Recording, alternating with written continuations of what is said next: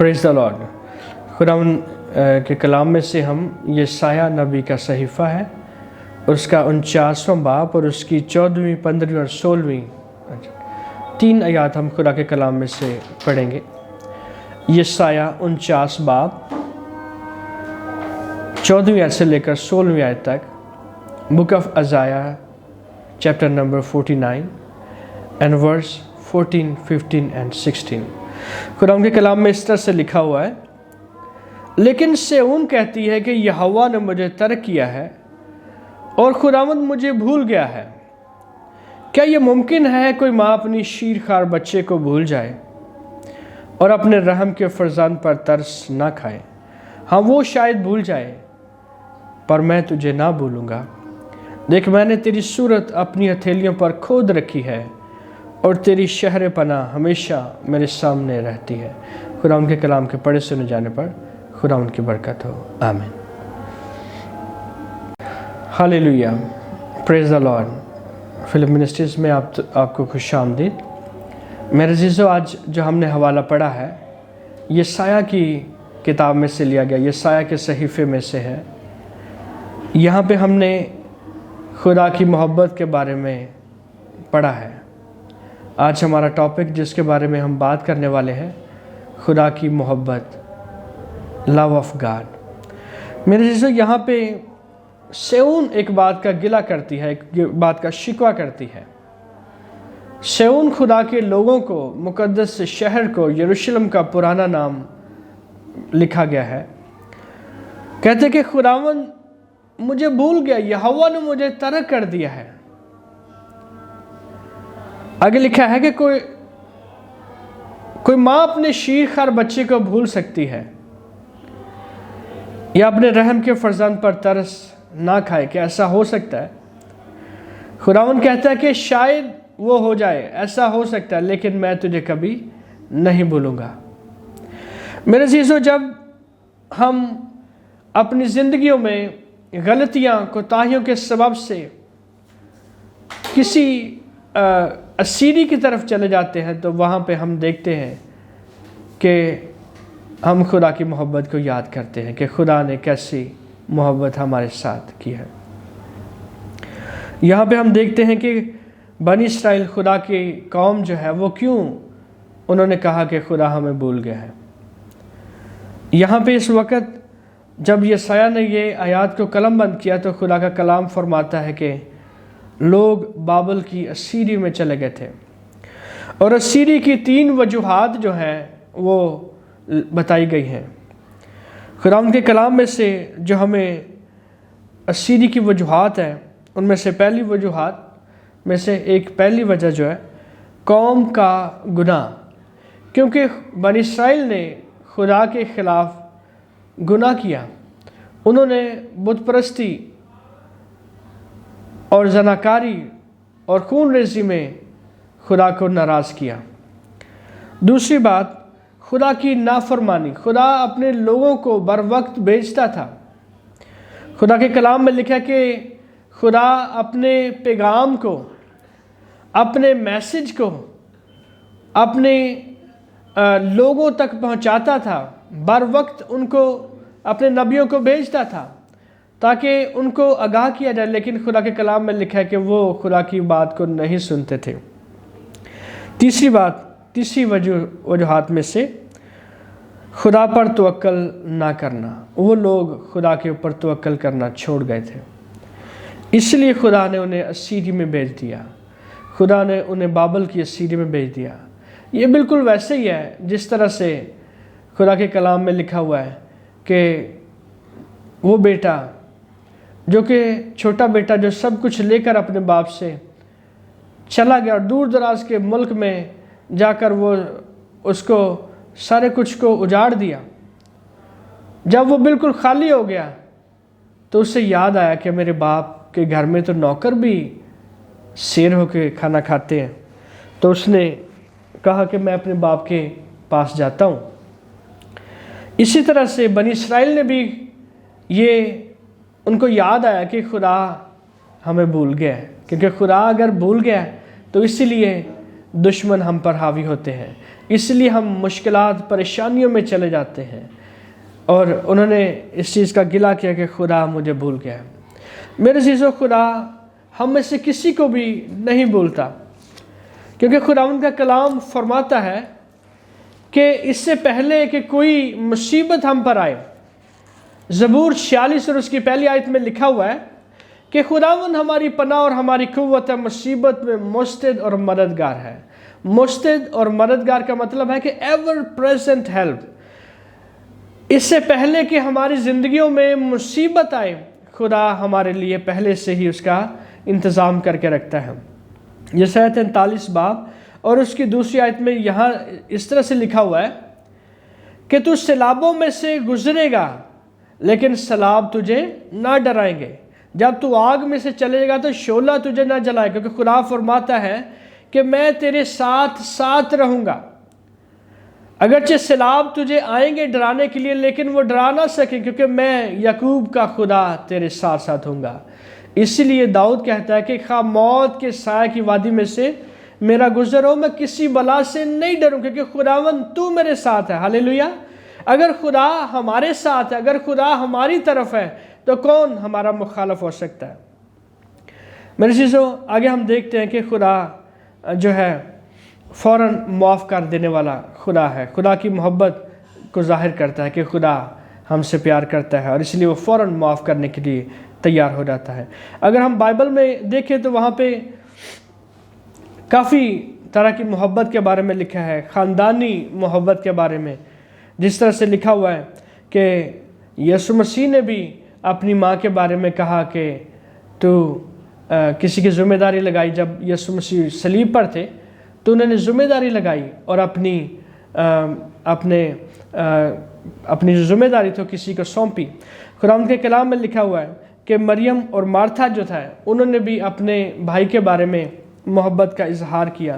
میرے عزیزو، ہم دیکھتے ہیں کہ یسوع مسیح نے بھی حکم دیا، یوحنا کی انجیل 13 باب اور اس کی 35ویں آیت ہے لکھا ہوا ہے کہ ایک دوسرے سے محبت کرو، اس سے سب جانیں گے کہ تم میرے شاگرد ہو۔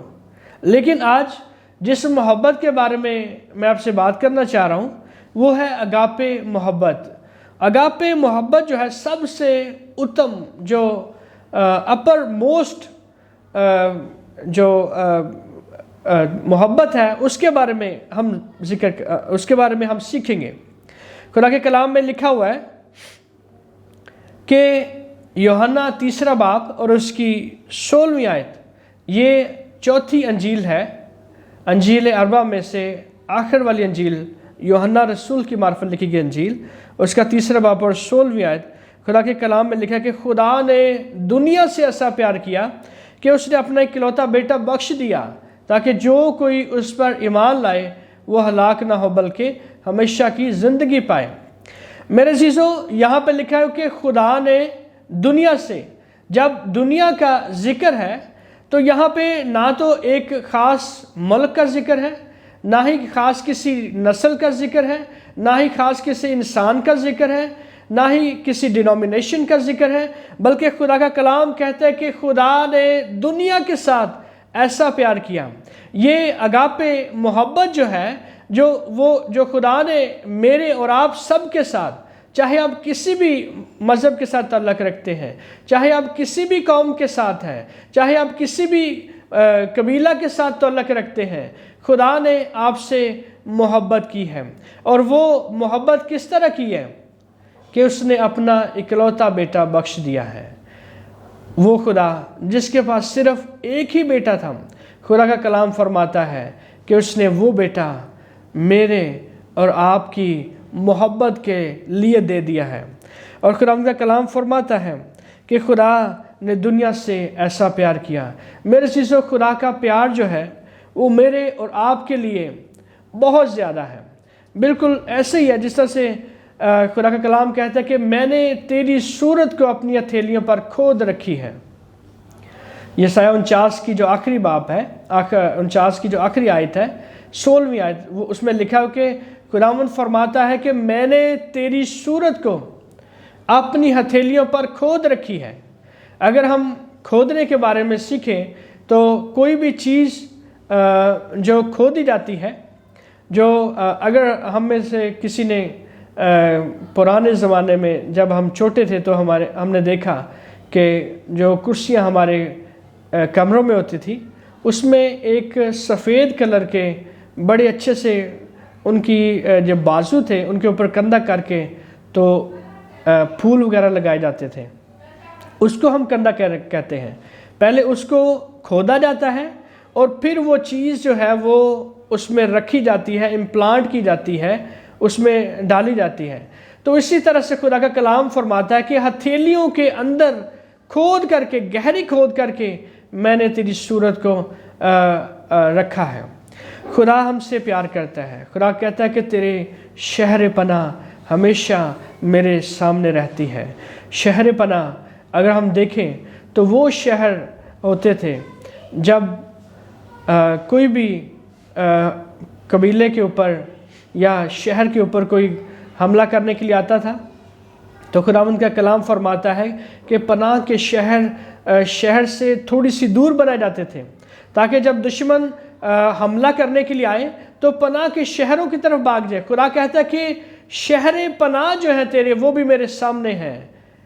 میرے عزیزو، خداوند مجھ سے اور آپ سے پیار کرتے ہیں، اسی لیے خداوند کا کلام فرماتا ہے، زکریا 2 باب اور اس کی 8ویں آیت میں خداوند کے کلام میں لکھا ہوا ہے کہ تم میری آنکھ کی پتلی ہو۔ میں اور آپ خدا کی آنکھ کی پتلی ہیں۔